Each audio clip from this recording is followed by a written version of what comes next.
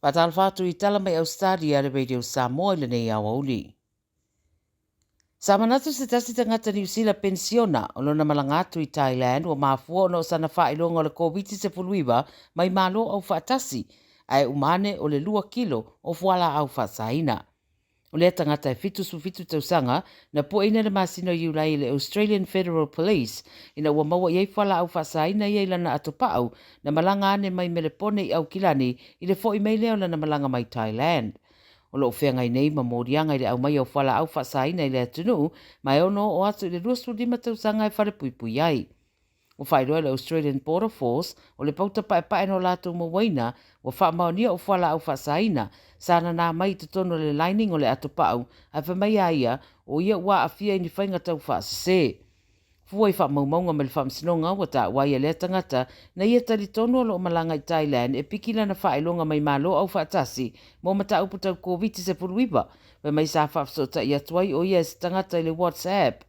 Peita I e umane o whaaseina o ia tangata ma tu wane aile ato pau lea whai mai na te aveina ne monisi Ausetalia ma amae o na ia tuina le ato pau I tangata Ausetalia o na ia maua leo se vai ngā tupe 2 miliona Amerika. Peita I la wale aise 2 miliona tau fia nei leo I Ausetalia e tādi aile I unga o le whamsinonga. Wa se fulu walu masina talo na maliu se li e swafa ia Evander Tuala, lua su tolu tausanga, ai o mai de teminei le o iloa tonu lava po o aina wha o lima iai, ma lo tulturi roa pēsi o na ainga se tari o le nei mata upu. Wa ripatia le 9 News I le so Tuala na maliu, au anga I atu maniana womo se tā whaonga, tupoi se bevesi maa fiai. O le whamtalanga si o na tua fine o analia Tuala, pe o na ripatia le ala taiva wa ia ta uai, e iai le tangata na ia whaatino le tūlanga wa maliwai si ona tuangane, ma lo I loa le lei lea tangata o iana whaatino ina lea tūlanga. O Evander I loa fo I le ngō wuri, pe ona ta wale lipoti o se atalii, ma o se uso ma se wō I le tua tele, ma o le aso iwa o aperila tausanga taluai, na a fiailo na soifua I lea whalavelave. To o lima li ua whaamaonia mōrianga mai lea mata upu, ai lea stasi o I lātou ia o whalpuipui, ile ia I lava stasi wa mōria I le maliu o Evander, ia ma ua tui nātua I le mata upu, I le coroner mo suenga. O se tasi whale o loa le company ua whaingoina Muffin Break, wa mōria I le soria o le tūla whono ma le whawhainga luengaina o tamaiti to tolu, e le te tau na whawhainga luengaina o nei lai te tele, wa tāpuria nei ona ua le mawhaino lātou to tutongi ai Tala Fou whaatatau I le COVID. O le Rianchi Pty Limited, ua whea ngai ma whaasalanga ina ua mōria I mōria ngai tolsala wona sifulu, o le soria o tūla whono ngā luenga au whiai tamaiti po Child Employment Laws. I le vau mati ma o topo le tausanga na tenei na whawhainga ruenga I le pisinisi ni tamaiti tai su whatausanga au noma ni pe mita whainga ruenga o tamaiti na o ane sa iri ngā ruenga ma o lato whawhainga ruenga ina ai. Ma ua tā ua, e le iai fo istasi sa wa ia I lato wia e peo na tatawana iai lalo le tūla whono. Sa tui nane le whaasalanga me le whaamsinonga se fulu wafe e tutongi ma o le masino me lu wafe se fulu fitu na amatai le pisinisi ma whaatawai le lungari I le franchise mo le tolsa lau tolsa fulu wafe. Na whea ngai mani rui tau le teimira COVID, ma le aso rua lana te nei wali putia na tāpuni ai loa, o na whai mai whamtalanga wo o le whamsinonga wa a fia le soifua maraloina o le lungari I ona o a fianga o tūlanga wa iei le pisinisi, ma ua nofo ai tā lapu fo I le Muffin Break a meise le rent.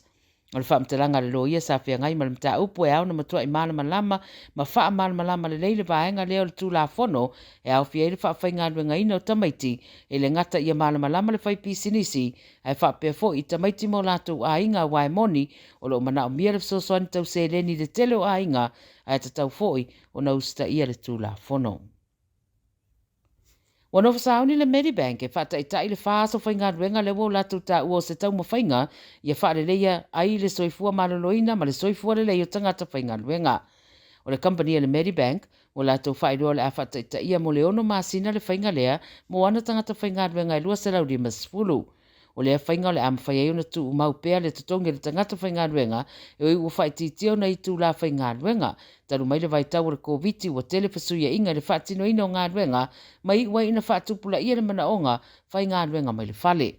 O ia ila company ua mai ono lātou whaatino ina le tūlanga e wha aso e whainga ruenga ai ma ua mai tawina fo I le tūlanga le leo I unga o ngā ruenga ina ua whaatino le fuafuanga. Ma le tala muli o le ato ilo le World Rugby tua inga e whaatatau ni whainga whailonga lanu whaia whaasanga i le huka a Afrika i saute o Bongi Mbonambi e le flanka e ne langi Tom Curry i le teimele ta'alonga semi-final na whaia i Paris. Whai roi ripote le APC o lo tua ia e Curry whapena whai atu se whamtalanga whailonga lanu e Pongi i a teia i le awha mua le ta'alonga. O tūranga umala i o le a silsila i le World Rugby o winga whailonga tangata ma o le a whaia fo i eisa lato whai unga pe a whai ai whamaunia. Whai loa le World Rugby se pepa o whamtalanga o lo lato ilo ina le mata upule a Tom Curry ma a mai al suenga na whai loa leo le whai unga. E leo fia whaia fo isi whamtalanga le whaia unga e ne langi le mata upule nei matua inga. Tala ia le radio Samoa, mole nei fo iaso.